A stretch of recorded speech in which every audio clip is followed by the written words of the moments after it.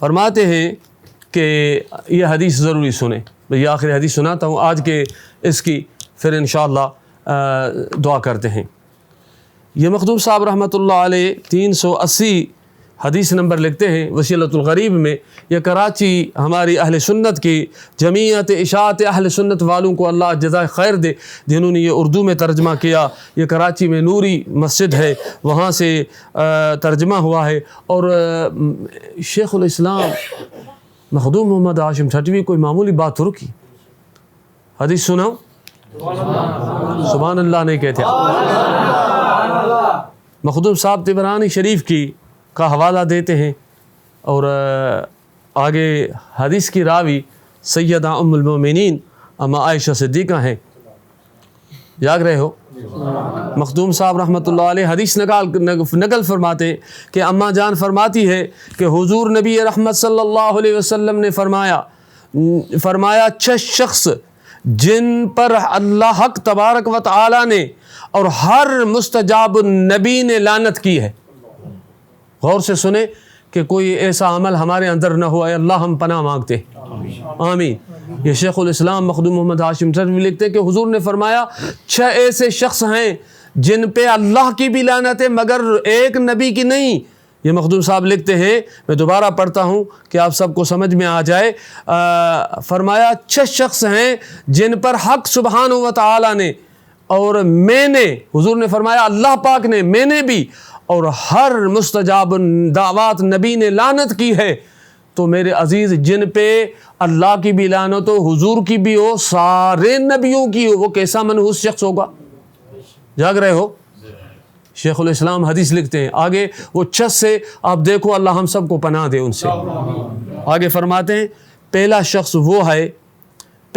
وہ ہے جو کوئی خدا تعالیٰ کے کتاب میں زیادتی کرے، مانا اللہ کے قرآن میں جو ہے وہ کوئی زیادتی کرے، کوئی اس میں قرآن پاک کے اندر کوئی چیز بڑھا دے یا نکال دے. اور خدا تعالیٰ کے دوسرا یہ کہ اللہ تعالیٰ کے تقدیر پہ ایمان نہ رکھے، اللہ کی تقدیر پہ. اور تیسرا میری امت پر مسلط ہو جائے حالانکہ وہ جابر اور ظالم ہو. تیسرا وہ جو شخص ہو جو حضور کی امت پہ اللہ سے اس کو مسلط کر دے، اس کو یہ تقدیر ہے نا، تقدیر پہ پہلے ایمان، تقدیر پہ ایمان خدا بھیج دے تو جو اس پہ غالب آ جائے وہ حضور پہ امت پہ ظلم کرے. نبی سے حضور نے فرمایا، سیدہ ام عائشہ صدیقہ راوی سلام اللہ علیہ کہ حضور نے فرمایا ان سب پہ جو قرآن پہ تحریف کرے، جو تقدیر پہ ایمان نہ رکھے اور جو امت پہ مسلط ہو اور ظالم ہو، اور اس پہ حضور نے فرمایا سارے نبیوں کی، خدا کی اور حضور کی بھی لعنت. 3 اور آگے لکھتے ہیں کہ چوتھا کون ہے؟ اللہ رب العزت نے جس چیز کو حرام کیا ہو اس کو حلال کہنے والا.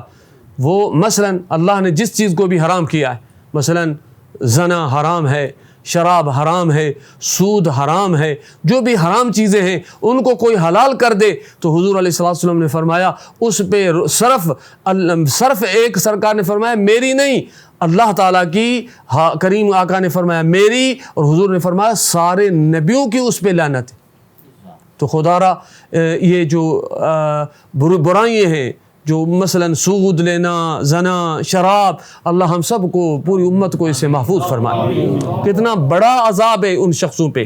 آگے مخدوم صاحب رحمۃ اللہ علیہ فرماتے ہیں کہ 5واں وہ شخص ہے جو میرے اہل بیت سے ایسی چیز کو حلال سمجھنے والا جس کو خدا تعالیٰ نے حرام کر دیا ہے، یعنی ان پر سب و شتم کرنا، ان کو ایذا پہنچانا وغیرہ. مخدوم صاحب فرماتے ہیں جو حضور کے سب و شتم مانا بابا گالی دینا، ٹھیک ہے. مخدوم صاحب رحمۃ اللہ علیہ لکھتے ہیں کہ جو اللہ نے میرے اہل بیت کے لیے حرام کیا ہے اس کو وہ حلال سمجھے اور میرے اہل بیت کو گالیاں دے اور ان کے شان میں گستاخی کرے، ان کے شان میں بے ادبی کرے، تو مخدوم صاحب رحمۃ اللہ علیہ راوی سیدہ ام عائشہ صدیقہ ہیں کہ اس پہ اللہ کی اور اللہ کے حضور کی اور اللہ کے سارے نبیوں کی لعنت ہے.